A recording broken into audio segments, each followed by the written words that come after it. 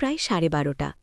পুরনো ওই অ্যাপার্টমেন্ট বিল্ডিংটা দিনের আলোতেও অদ্ভুত লাগে, আর রাতে তো মনে হয় যেন দেয়ালগুলোই তাকিয়ে থাকে। আমি একা দাঁড়িয়েছিলাম লিফটের সামনে, চারপাশ নিস্তব্ধ। হঠাৎ মাথায় এলো অনলাইনে পড়া সেই লিফট গেমের কথা। সবাই বলে এটা শুধু গল্প। আমি হেসে ফেলেছিলাম, ভয় পাওয়ার কিছু নেই এই ভেবেই। লিফটের দরজা খুলল ধীর একটা শব্দ করে। ভেতরে ঢুকতেই বুকের ভেতর কেমন যেন চাপ লাগল। বাতিটা ঠিকমতো জ্বলছিল না। ধাতব দেয়ালে নিজের প্রতিবিম্ব দেখাচ্ছিল, কিন্তু অদ্ভুতভাবে একটু দেরিতে নড়ছিল।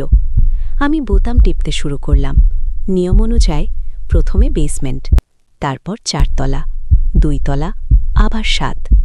প্রতিটা ফ্লোরে থামার সময় লিফটটা একটু বেশি কেঁপে উঠছিল। হঠাৎ লক্ষ্য করলাম লিফটের ভেতর বাতাস ঠান্ডা হয়ে গেছে। শ্বাস নিতে কষ্ট হচ্ছিল। মনে হচ্ছিল কেউ আমার ঠিক পিছনে দাঁড়িয়ে আছে, কিন্তু ঘুরে তাকানোর সাহস হচ্ছিল না। এক ফ্লোরে দরজা খুলল, বাইরে কেউ নেই। তবু আমি স্পষ্ট বুঝতে পারছিলাম এই জায়গাটা স্বাভাবিক না। ঠিক তখনই লিফটের ভেতরের আলো নিভে গেল। অন্ধকারের মধ্যে হঠাৎ একটা শব্দ শুনলাম, খুব ধীরে, শ্বাস নেওয়ার শব্দ। আমি চিৎকার করতে চাইলাম, কিন্তু গলা দিয়ে শব্দ বের হলো না।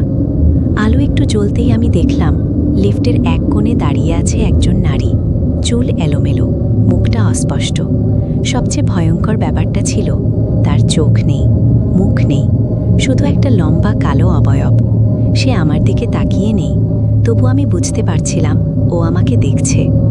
তারপর খুব ধীরে ফিসফিস করে সে বলল, তুই এখানে আসবি, ও আমাকে পাঠিয়েছে। আমার শরীর অবশ হয়ে গেল। মাথার ভেতর যেন হাজারটা আওয়াজ একসাথে চিৎকার করছে। আমি বোতাম টিপতে থাকলাম, কিন্তু কিছু কাজ করছিল না। হঠাৎ দরজাটা খুলে গেল। সামনে কোনো ফ্লোর নেই, শুধু অন্ধকার আর কুয়াশা। ওই নারী আবার ফিসফিস করে বলল, ও চায় তুই কষ্টে মরিস। এরপর আর কিছু মনে নেই। চোখ খুলেছিলাম সকালে।